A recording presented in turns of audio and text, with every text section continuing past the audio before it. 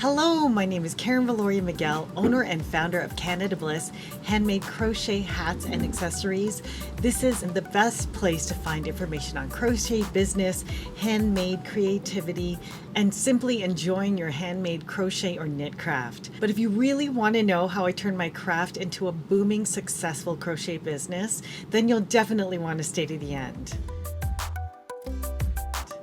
Friends, if you haven't seen my first video on how my handmade business took off, you definitely want to watch that one after this one. But like some of you, I was taught how to crochet as a child.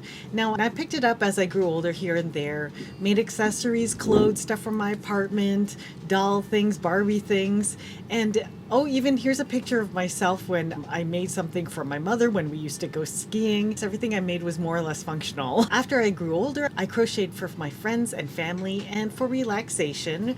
When I got my first job, I'd do it to unwind.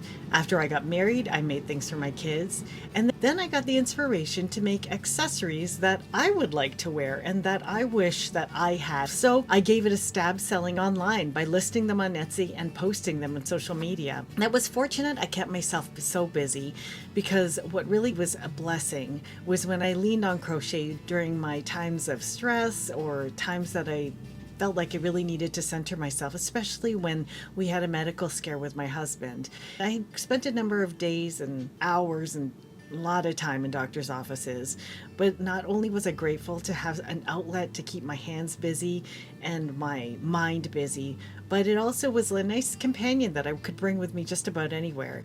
Friends, it's important to cherish every moment you have with your loved ones, and to this day, he is still with me and well, but the process was a life-changing experience. Once my husband's surgeries and most of his procedures were over with, we found out that he was going to need more treatment, and we decided to take a little break and visit my parents.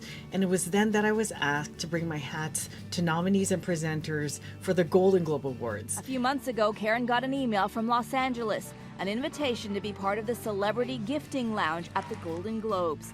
She's the only Canadian designer to get an invitation. Now, I had to work out a lot of logistics with my crocheters, and fortunately, I already had hired some people that were helping me out do my Etsy orders as they were picking up online. With my husband's strong encouragement, I agreed to go to Hollywood. One of the things about going through a traumatic experience was I realized for myself that life is a very short thing, and sometimes you have to take the opportunities that are presented and embrace the gifts that you have. So with my husband's encouragement, I did it. I agreed to go to Hollywood, and I signed a contract to bring 100 of my hats to whatever talents and people that I would meet in this unbelievable new journey.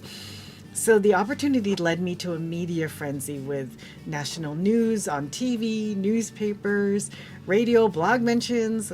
I was so utterly grateful, and papers were picking up the story left, right, and center. One friend told me that I was even published in the subway line newspaper, which I thought was really cool because I didn't even know about it. And I knew this was like an opportunity of a lifetime, and the opportunity to get my business noticed. And it would also come and go quickly, just like with any sort of media mentions. So I needed to go to as many of these opportunities as possible to get the word out there about my business and the things that I made. So going to all of these different events and promoting it and showing my work, it was exciting, but the truth was, it was also very stressful.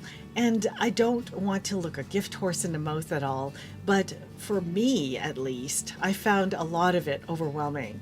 And here's the thing about creating a really successful business that might blow up all of a sudden, is it pushes you to the limit of what you think you're capable of in a very short period of time. And owning up to the challenge of it might be difficult, but it's absolutely manageable.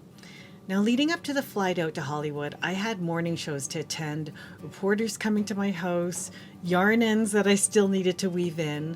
I was going on basically no or very little sleep when I was heading out to LA. And once I got to the hotel, the producers for the morning show that I was supposed to attend when I was returning home wanted to be sure that I was sending photos as well straight from LA.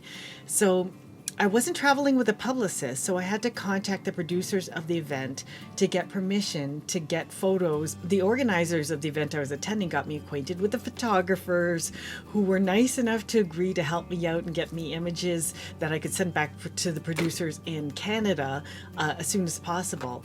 And then after that, I had to set up for the event, look more or less relaxed when it started.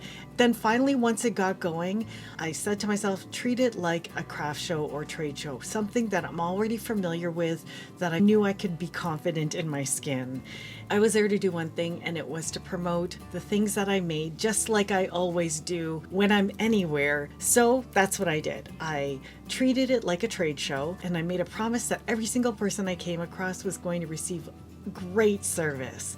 Everybody loves great service, right? So I figured I'll just be me and get everyone into a hat that they like. No problem. So for 2 days, I had it up the stars and nominees, presenters, executives, whoever showed up and wanted to see my product. When someone famous shows up, sometimes they have an entourage, sometimes they don't. Gina Rodriguez, for example, had managers and an entourage, but Viola Davis, when she showed up, she didn't have a huge entourage. She just came with her husband. Same with like Mackay Pfeiffer. There were other people that showed up with huge entourages that I didn't even quite know who they were, probably because I'm in Canada, but the whole thing was surreal. It was like another world. Maybe that's why they call it La La Land. Anyhow, after the whole event wrapped up, I went home, and not even an hour after the plane ride, I had a call from the TV station that I was supposed to attend, and they were looking for pictures and interviews on the news that night before the morning show that I was going to the next day. So I zipped home, tried to clean up just from being on a plane for how many hours. And each and every time I would remind myself this was an opportunity to grow my business and I can do it. So I appeared on a couple national morning shows after that. And once I got a chance to catch up on my sleep, it made me feel a lot better because I was able to think and articulate my ideas. And that was one of the first experience I had with my phone blowing up with orders, which was a fantastic experience. I jumped on more opportunities to bring my products to shows like New York Fashion Week, wholesale shows, as well as getting on radio shows and getting my product into retailers and international and national distribution.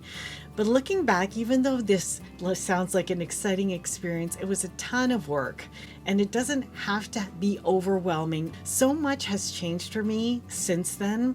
I learned that dealing through the busy periods and dealing through the slow periods, there are so many different things to learn that I wish I had the guidance and people that I could call to guide me through some of these things. I consider myself to be more or less a resourceful person, and I leaned a lot on training that I got from my business and some of my resourcefulness from my past experience in human resources, where I would look to other professions and be like, okay, that profession knows how to deal with fast pace. That profession knows how to deal with wholesale and buying. And I would take the chunks that I learned from all these different things and put it into action. I was never perfect in my business, but from the experiences that I had, I was able to gain experiences that I want to be able to share with all of you. More importantly, I'm here today because, friends, if you found my story from my first video to this video and you want to bring your goal to life, feel free to reach out to me, because my goal is to help you build businesses and bring your craft into something that you love, to reduce stress and friction with achieving your dreams of what you want to build with your creativity.